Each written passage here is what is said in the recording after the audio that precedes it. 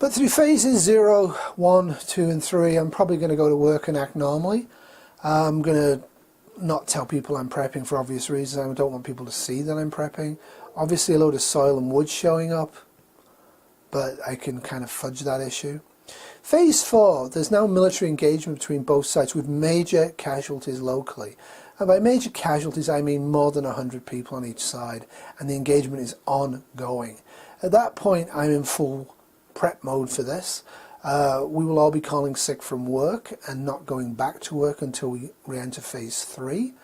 I would start to construct a bunker down here in the place that I've decided where it's going to be, using the supplies and materials I already have. I would start to move supplies that are not in the basement area into the basement, specifically bicycles and tools to escape from the basement if the house structure collapses, which is unlikely because this is a concrete house.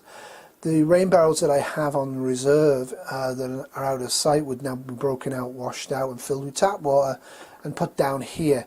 They would be part of the actual bunker construction for radiation, and I would probably at this point really monitor the media more aggressively, probably every 5 to 10 minutes, and I might consider at this point cashing in some retirement funds at the bank and bank cash, and possibly getting some more food in.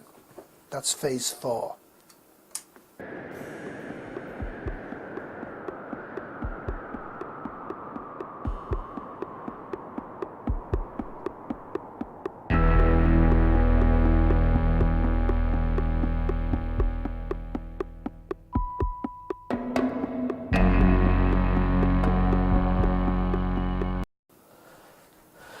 Now phase 4 doesn't blow over, and military units from both sides, or all of the sides involved, are now actually being reported to be engaging themselves outside of the zone of the actual conflict. By this what I mean is I don't mean NATO jets are buzzing Russian vessels in the Crimean. I'm talking about they're actually engaging, they're fighting each other, they're shooting. Not an all-out war, but there's reports of there seems to be attacks going on and fighting going on all across the wider theatre of conflict. At this point I'm probably going to try to roll over all the cash investments I have to try and get some cash. Now whether that's possible or not I doubt it, but I might as well go for it. Whatever cash we have left, the family's going to go out with the pre-printed supply lists and bring the food back here for the basement and for the upstairs, because I want central supply.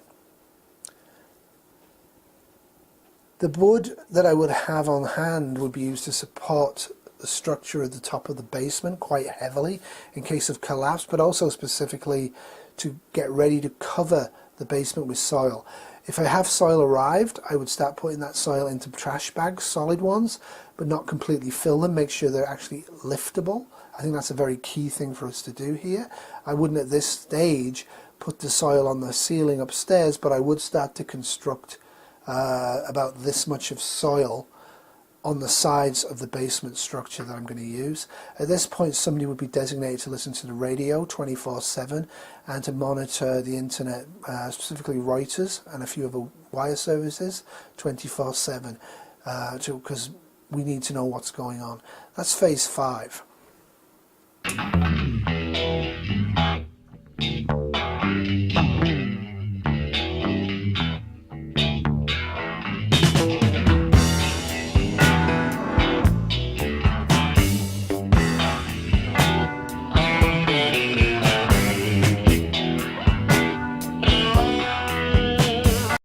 At this point, phase 6, we're now involved in an international war involving conventional forces only. Whether we would have these phases in this order is interesting. Whether we would go forward and back and then forward again is another thing. So this is why the plan is in place, to have a flexible response rather than just a freak-out response. So there's conventional war, where we've declared or undeclared war with Russia or China, and our naval and air forces and armed forces across the globe are on alert and are also engaging with Soviet or Chinese or whoever the enemy is forces. At this point I'm going to rapidly finish the bunker downstairs, because I'm going to anticipate nuclear weaponry might well be exchanged, and I would secure the home upstairs against flash. because I don't want fire in the house, I would make sure that I would have about this much of soil, about 2 foot to 3 foot of soil, right the way across the first floor. I would consider also at that point putting soil barriers up against all the ground floor windows and maybe the upstairs windows as well. The monitor, the media will now be extremely important. At this point in time, if I haven't already, I will be doing so. I'll be avoiding all neighbours and telephone conversations.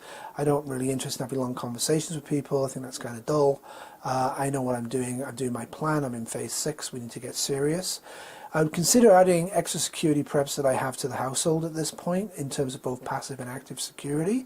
And I would consider at this point bringing family who are in the area back to this place to wait out what's going on. That would be my plan for phase 6.